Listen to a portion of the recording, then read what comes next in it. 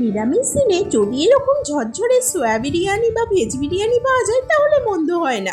একদম সহজ রেসিপিটা দিলাম। দেখুন, জল বসিয়ে দিয়েছি, জলটা গরম করে একটু লবণ দিয়ে সোয়াবিনগুলো সিদ্ধ করে নেব।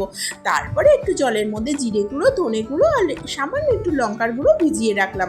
এখানে একটু দুধ নিয়েছি, দুধের মধ্যে 1 চামচ গোলাপ জল, 1 চামচ কেওড়া জল আর একটু মিঠা আতর আর সামান্য পরিমাণে বিরিয়ানি এসেন্স দিয়ে ভালোভাবে মিশিয়ে এটিকে সাইড করে দেব। তারপর এদিকে কড়াতে সাদা তেল গরম করে আলুগুলো গোল্ডেন করে ভেজে নিতে হবে। ভাজার সময় লবণ দিতে একদমই ভুলে যেও না।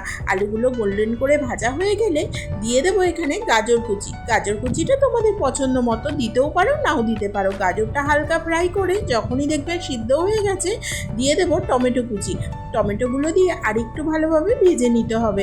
টমেটোগুলো ভালো করে ভাজা হয়ে গেলে দিয়ে দেবো এখানে ভিজিয়ে রাখা মশলাটা, যেটা আগে থেকেই ভিজিয়ে রেখেছিলাম। মশলা শুকিয়ে এরকম তেল ছেড়ে আসলে দিয়ে দেবো ফেটানো টক দই। টক দইটা দিয়েও ভালোভাবে কষিয়ে নিতে হবে।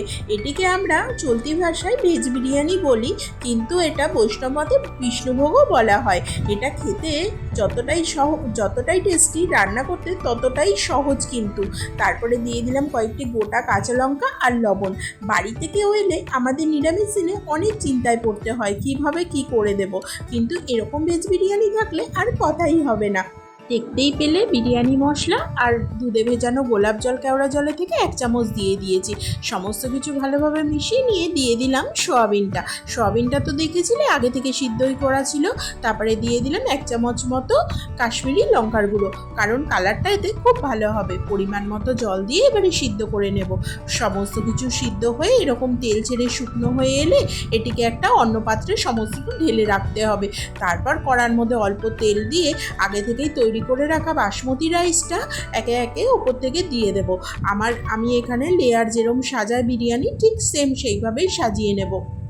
ভাতটা দিয়ে প্রথমে দিয়ে দিলাম গোলমরিচের গুঁড়ো, একে একে গরম মশলার গুঁড়ো, বিরিয়ানি মশলা সমস্ত কিছু দিয়ে দিতে হবে। দেখুন পরপর কিরম সুন্দর সাজিয়ে নিচ্ছি। ঠিক এইভাবে ওপর থেকে একটু চিনি আর লবণটাও দিয়ে দেবেন স্বাদ মতো। তারপরে তৈরি করে রাখা ওই গ্রেভিটা, সয়াবিন আলুর গ্রেভিটা, এটাও দিয়ে দিলাম। তার ওপর থেকে গোলাপ জলের ওই ভেজানো দুধ জলটাও দিয়ে দিলাম। এরমভাবে পরপর আমি লেয়ারটা সাজিয়ে নিচ্ছি। আমি এখানে 2-3টে লেয়ারে সাজিয়েছি, আপনাদের যতটা পরিমাণ করবেন সেইভাবে সাজিয়ে নেবেন। বাড়িতে কিন্তু এইভাবে একবার অবশ্যই বানাবেন। আর বাড়িতে বানালে কীরকম স্বাদ লাগলো আমাকে কিন্তু কমেন্টসে জানাতে একদমই ভুলবেন না।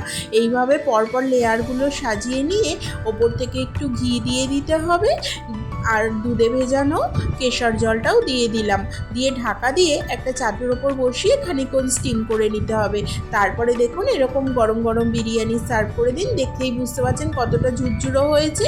দেখতে যতটা ভালো হয়েছে খেতে কিন্তু আরও বেশি ভালো লেগেছে। আমার রেসিপিটা ভালো লাগলে একটা সাবস্ক্রাইব করে পাশে থাকবেন। সবাই ভালো থাকবেন, সুস্থ থাকবেন। টাটা।